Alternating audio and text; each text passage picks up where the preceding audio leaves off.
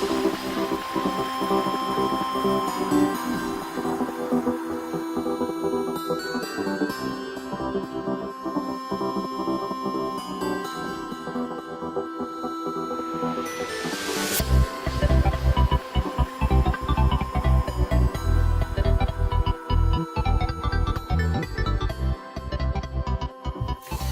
Nick, take two. Take two. Take two. Welcome to the Wrestling Guild podcast, special edition, take two, where we're going to review Bound for Glory. We had a whole, 30, 40 minutes already taped, and it crashed, so we'll just have to be more careful this time. Yeah. So this is going to kind of be a Bound for Glory review of our review. Pretty much. First of all, yes, my name is Chris Mary Holtman. With me, I have my podcasting co-host, Nick Fairplay Anderson. And I added DDS because you're going to be a dentist when you grow up, right? Yeah, that's the plan. That's the plan. That's the plan. So first of all, we'll just start with what your impressions of Bound for Glory? Your first real Bound for Glory. Yeah.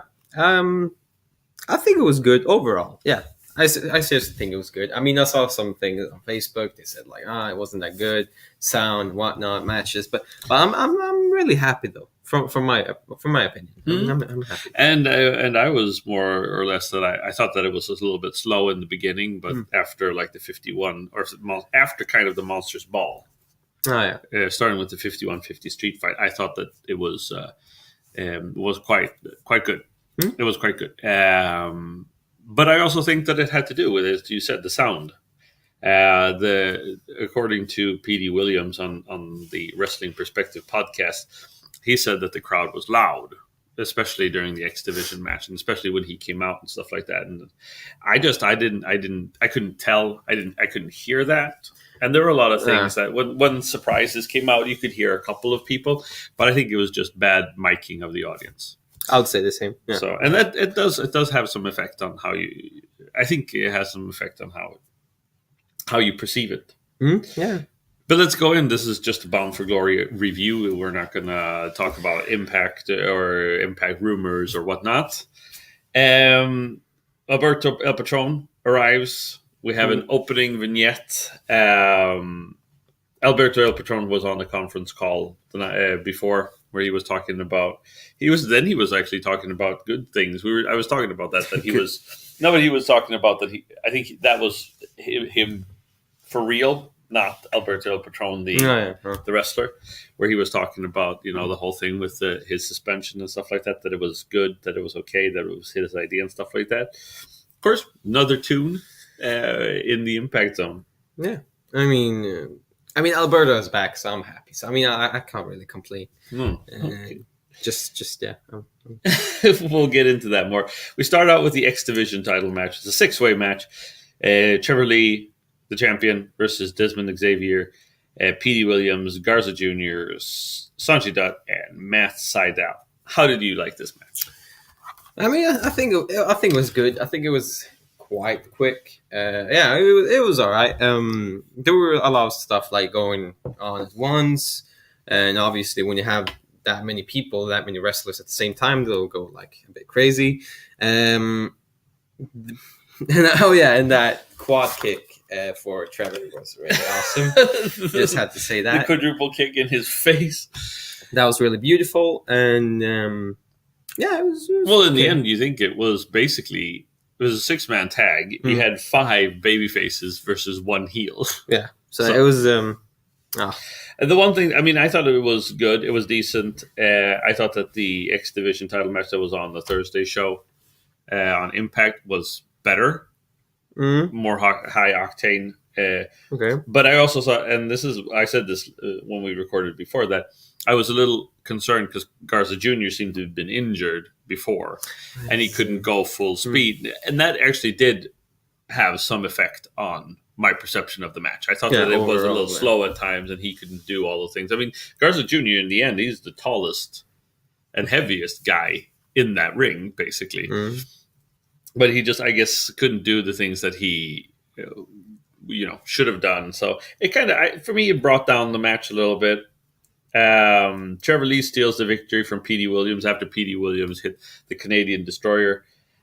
Crowd went nuts and it's true. I mean, the crowd did go nuts for when Petey Williams came in. He came in last. He had his old Team Canada music, which sounds like the Canadian anthem. They played it to the end. People were singing. It was just a big thing. And you notice that the people that were from Canada, not all of them, but Ali and Petey Williams, and I think they were dressed in Canadian, like the red and white. Yeah, I noticed that. Yeah. Trevor Lee, still the champion, steals the victory from Petey Williams. I don't know.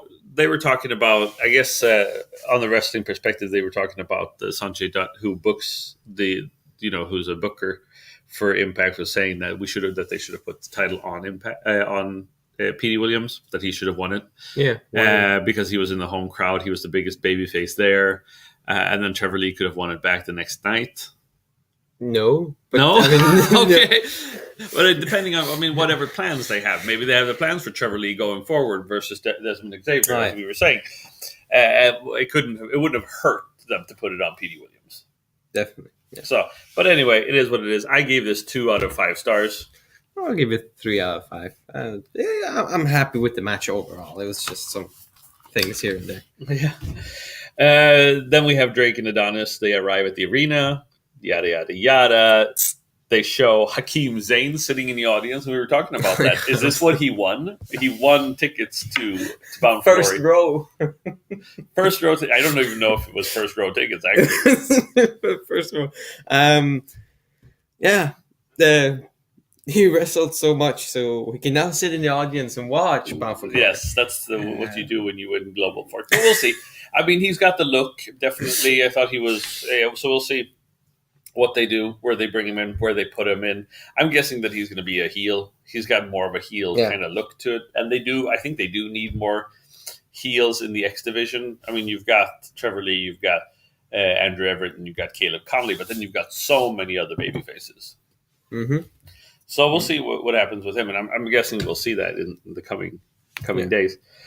Then we had a surprise match, which was Tyson Dukes versus Ishimori. Mm-hmm. Surprise, Tyson Dukes, we recognize from Smash Wrestling. Yes, sir. What did you think about this coming out? Unannounced, kind of. I think I like surprises. They're fun. They're interesting. Yeah. I think Ishimori did really good. He had some great moves, strikes, his hits, and his power was great. Tyson, he has a lot of power, obviously, and a lot of strength, but I don't know if he knows how to use it against Ishimori. Because compared... And we were talking to this about this. I was hoping that this was going to be a hard hitting, strong style type of match. You have a Japanese guy. You have Tyson Dukes, who's kind of a brawler, and they did some good moves. And but in the end, I think this was just a vehicle for what happened during the match, which was Laurel Van Ness showing up, hobnobbing and sitting in people's laps in the audience and stuff like that. So and they showed pictures of that.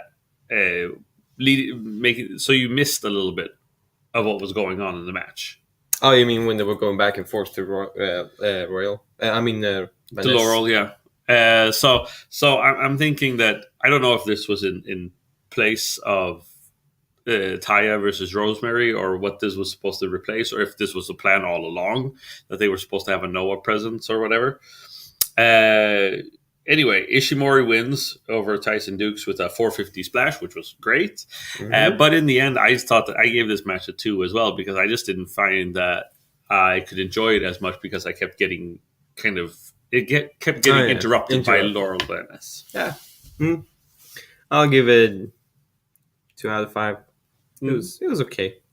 We see Johnny Impact coming in, and then we have Grado trying to talk some sense into the Monster Abyss. But he is cold-blooded.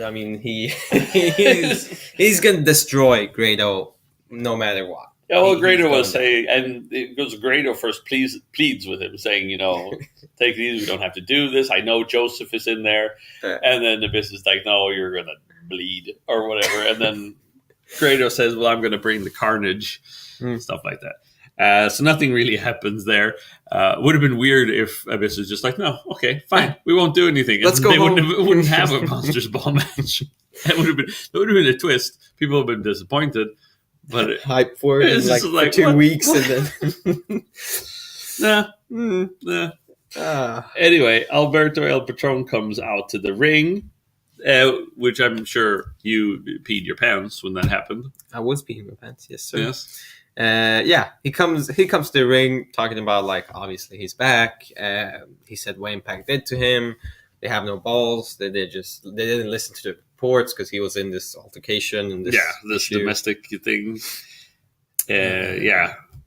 And They- there was he thinks Impact has some backstabbers among them. Yes, he says that he doesn't.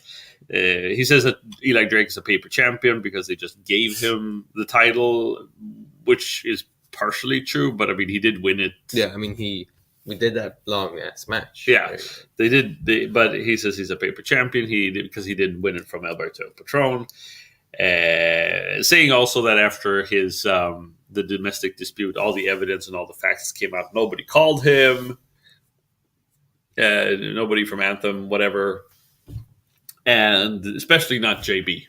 Yeah, he was really pissed at JB. I mean, he actually went to where JB actually just sits and commentates, and he's like, "Yeah, let's deal with it He or says, not." "What's up, Pedro?" Oh yeah, what's up? And so we were talking about that. Why does JB have who? Why is JB supposed to be calling people? Yeah, why is he the victim here? I don't know. I don't know. He didn't seem to care that Josh Matthews didn't call him. Oh yeah, exactly. Josh was about to run. I mean, Yes. he was ready. Like, are you guys gonna fight? It was funny, but I mean, overall, I think the promotion was good. I mean, maybe a bit too long. Sure, I can get that. And I think also in a way it was a little bit confused, and we were talking about that too. I mean, it seemed like maybe they just gave Alberto bullet points and saying like this is what you're supposed to say or this is where we want you to take it. We were talking about that, and even Petey Williams was talking about that on his podcast that all these things were set in motion when Jeff Jarrett was the head booker, and he was deciding all these things, and Bound for Glory was supposed to be the result of everything that Jeff Jarrett had planned.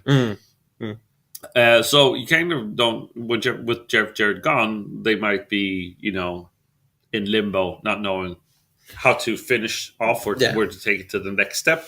And I was talking about on our previous recording that this might be about this, Bound for Glory will probably see new storylines, some storylines dropped and stuff like that, just because they don't really know where to take it. And we'll see. But maybe Jeff Jarrett had something else for Patron to say. But at least, he said what he said. He went over to JB and said he was going to come to make a statement with on JB, or maybe not. Maybe not. And then maybe I'll just go home. Yeah, maybe I'll have pizza, which apparently he enjoys a lot. We have a Monsters Ball vignette, which is basically the background to Monsters Ball, but I would have liked to see a little bit more background to Monsters Ball. They kind of, because I think if you're a new viewer, Impact viewer, you might not really know what Monsters Ball is.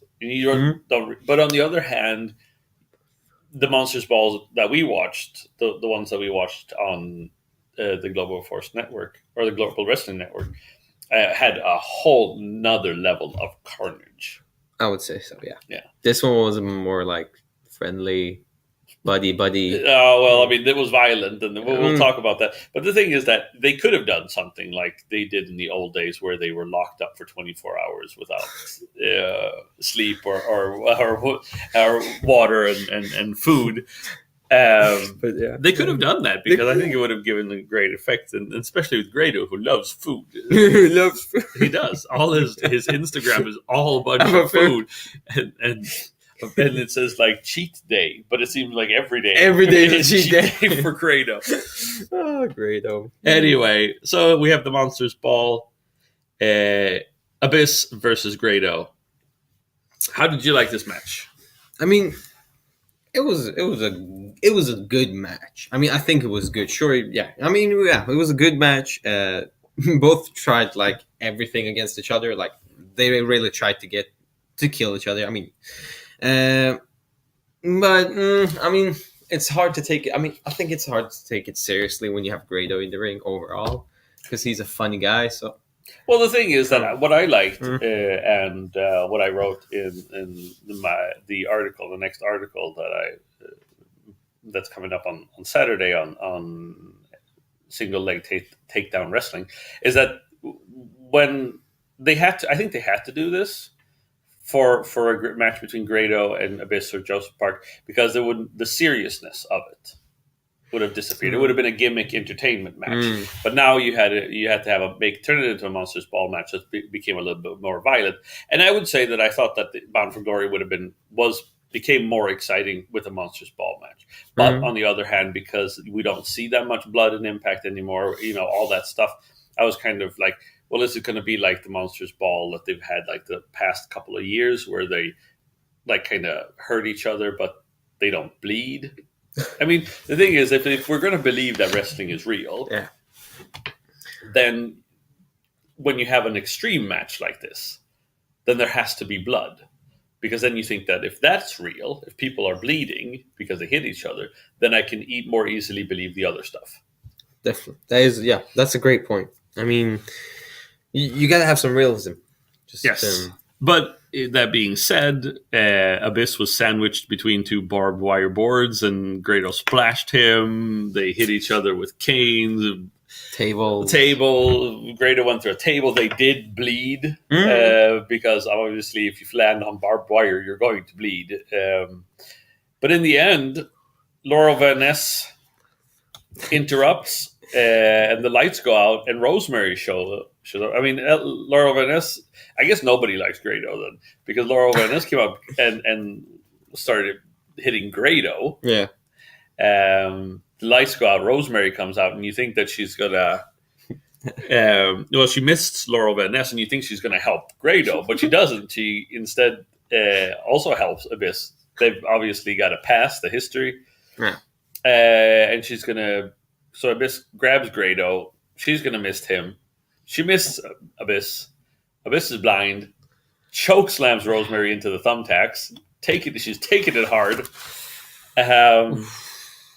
Grado tries to roll Abyss up. He misses. At the end, Abyss hits the black hole slam into the barbed wire and wins. And we don't know that means that Grado loses, and we don't really know what this is going to do. He can't be going. I mean, he's a part of Impact. I think Impact needs him. So somehow he's going to get hold of that paper. Yeah, and as I said, they're in Canada right now, so he doesn't have to maybe worry about the visas so much. So we'll see what this means. I was saying that Crazy Steve is Canadian. He didn't get picked up by the WWE, so he's still he's, as far as I know, a free agent, which means that he might return to Decay. Boom.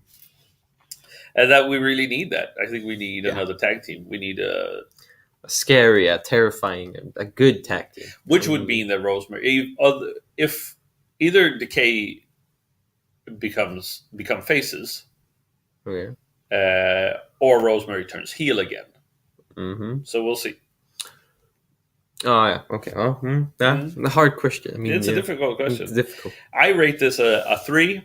I gave this a 3, basically because. I mean, I still would have wanted to have like a little more ultra violence. I would have wanted to see Abyss bleed from the head or something like that. But, where else are you going to? I want to get satisfied. I want my blood. Next, we have a promo from Team Impact just saying that they're going to basically win. Yeah. That's pretty much that. Okay, then we get to the trios match, which is AAA versus Impact Wrestling. It's Tejano, Pagano, Phantasmo versus EC3, Storm, and Eddie Edwards. Yeah, how did you like this match? I think. Yeah, I mean, it was okay. It was all right. I like Mexico style against like Impact, like American Mexican wrestling. It's a good mix. But I think that the Team AAA were a bit slow. They weren't really ready for this match. I'm not sure. They didn't have the teamwork and didn't have really the power to win. I did like the fact that the audience would chant Lucha Libre. Oh yeah, they were. which I think the AAA guys kind of liked. But yeah, no, I agree. And here again, like with Garza Jr., I felt that like Pagano seemed to not be. He seemed to be injured. I mean, he seems to be, according to JB, he's mostly like a hardcore wrestler or like So I'm guessing his body is probably quite broken from like if it's a lot of violence and a lot of you know weapons and stuff like that Like the that he's past. used to. Yeah, so because he moved very slowly, almost everything he did was slow. The dive into the audience, he had to have the help of James Storm to do it. And so I mean, and I think just like with the Hector Garza or the Garza Jr. thing, it just took away a little bit of the speed and the intensity of the match. That being said, I thought it was a decent match. It was a good match. I think they've had better matches. Yeah, definitely. But I mean, otherwise, I thought it was good. EC3 was kind of playing a little bit of a douche hole. He didn't want to get tagged in, but once he tagged in, I thought he was going to turn. But once he tagged in, he did his stuff. So that was all good, and they had some good, so they had some nice spots that they did. Storm's performance was really good. Yes, Storm did really well in this match.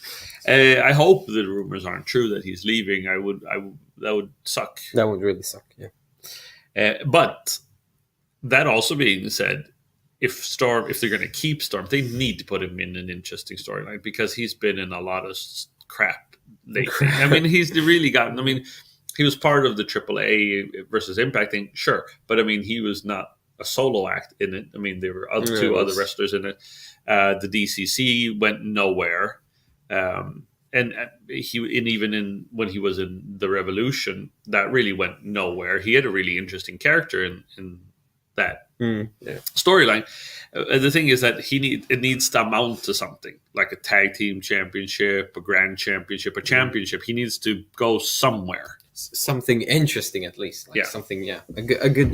He needs a good story. In the end, James Storm hits the last call on Pagano, and there again, I mean, Pagano really telegraphed that he was going to get kicked because he moved his head like almost 30 seconds before he got kicked in it. So, yeah. I mean, I don't know. Pagano, he needs to work on his wrestling. Well, I'm sure he has wrestled for many years, but maybe... Yeah, but he's like Gandalf in the wrestling zone. I don't know. Gandalf like old okay. guy. Yeah, that'll have to be your opinion. I gave this 3 stars as well. Yeah, sure. 3 stars, yeah. We have a little interview with Drake and Adonis. That was, fun. That's what it is. It's fun. Drake is always good. Good on the mic. And then we had the 5150 street fight, LAX versus OVE. It starts with somebody is beat down backstage. It's a homicide, they say. We find out later that it's Sami Callihan, which most people expected. And how did you like this match? I think both teams were on the same level. A good back and forth. This was more extreme or more hardcore, even if there wasn't any blood. Then maybe, I mean, obviously, Grado and Abyss can't perform on the same level as OVE and LAX just because they don't have the body types, I guess would be. But it was intense. It was fast from the get-go. The people went through the Ortiz hitting, I think, Dave Christ. I can't remember. I don't know which one is which. The blonde guy who wrestled in like a suit, basically. Well, in black jeans and in a vest. He was hit with a running powerbomb through a table.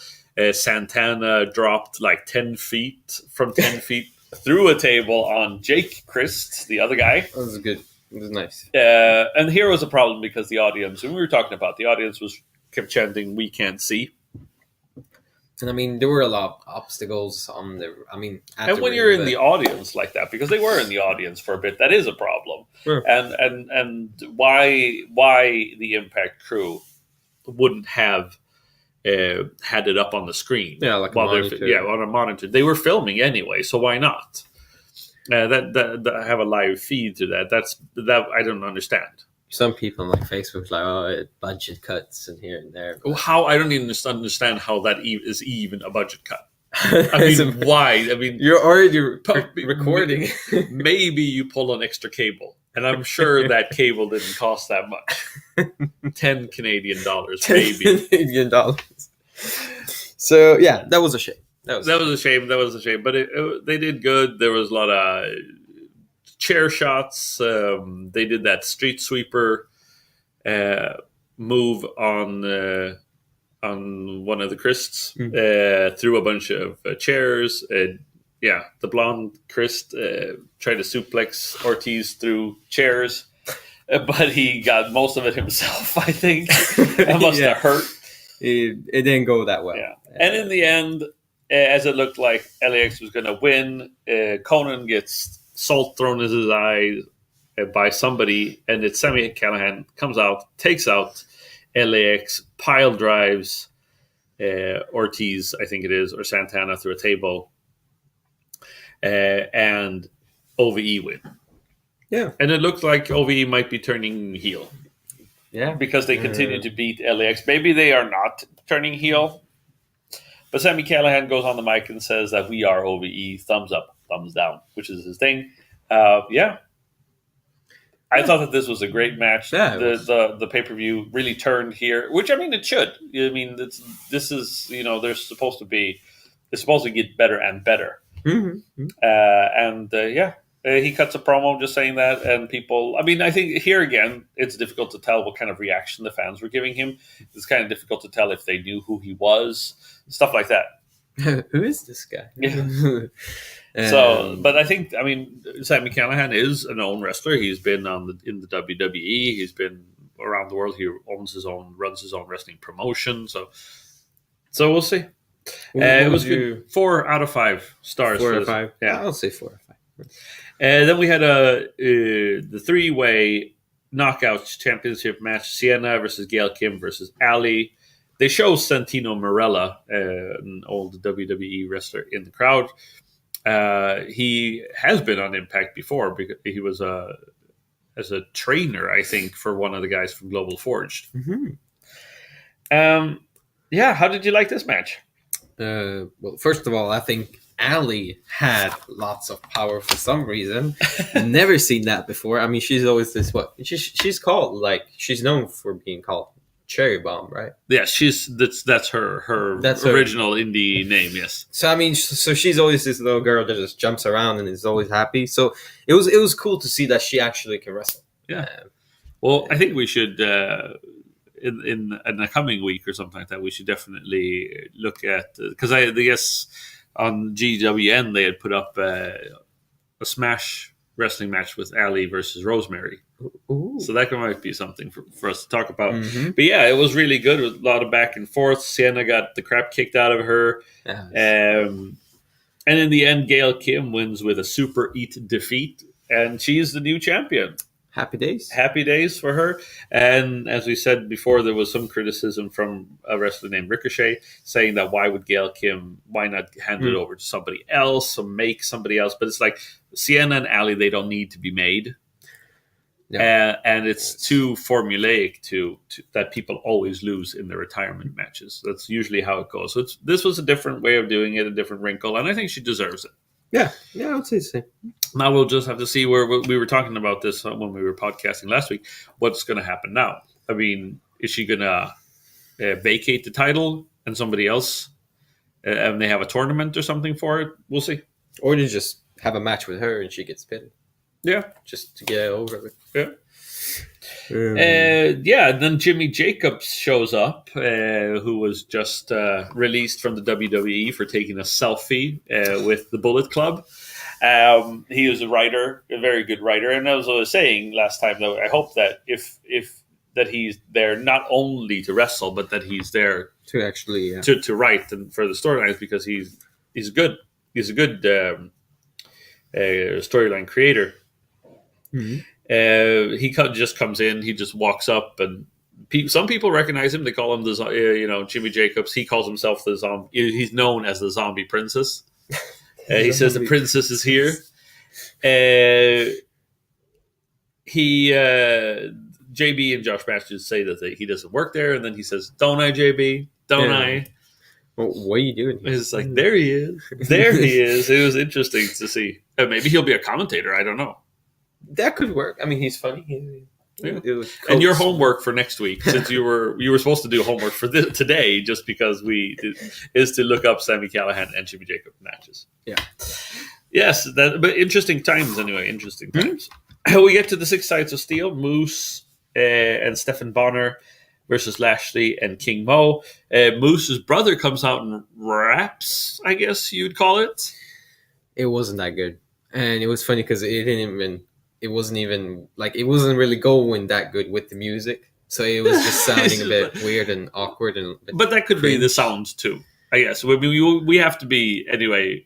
I mean, we can criticize it because it didn't come across well on TV. But maybe that would have been. But maybe it was the sound. We don't know. Sure, I don't know.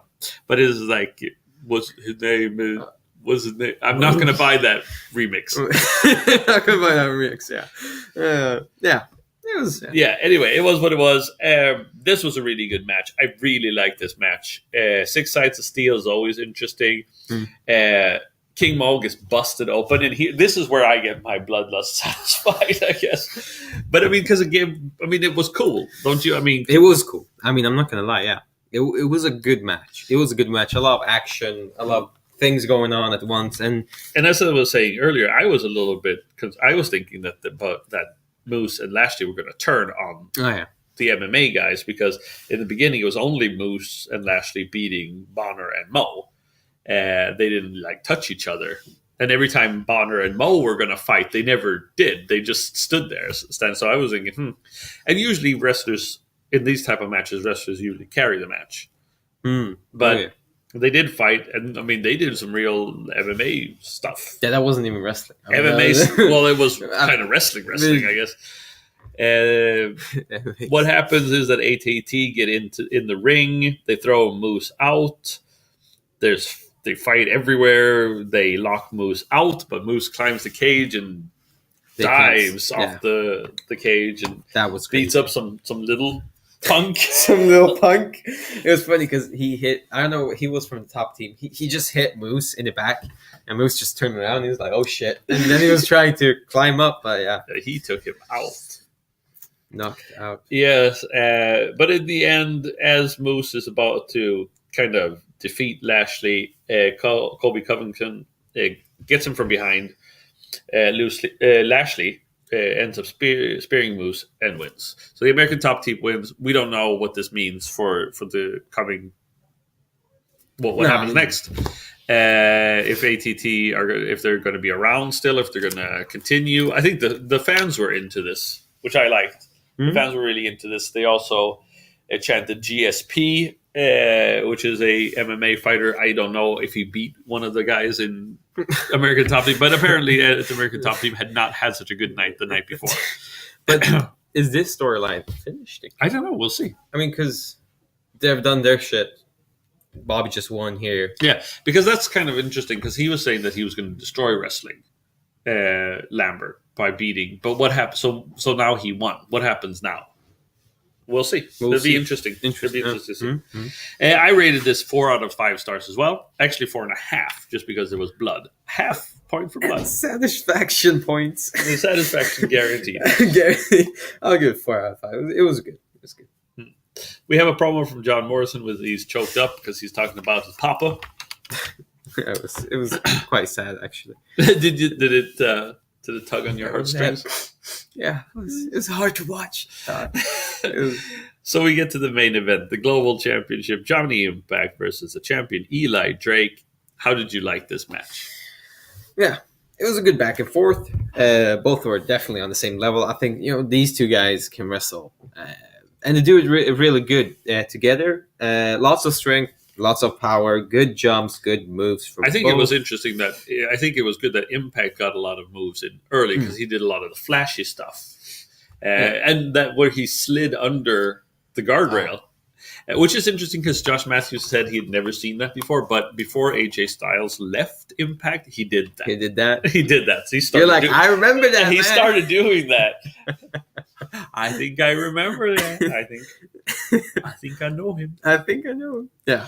But I mean, I think Eli Drake, though, does it a little bit better in this match. Well, I mean, the thing is that Eli Drake has the size, and I mean, he has the look. I mean, the physique, the strength of a Chris Adonis, but he can move like Johnny Impact. I mean, that's the problem. Like because EC3 is also built very strong, solid. But he can't do. He's a little stiffer, even though he tries to do stuff like that.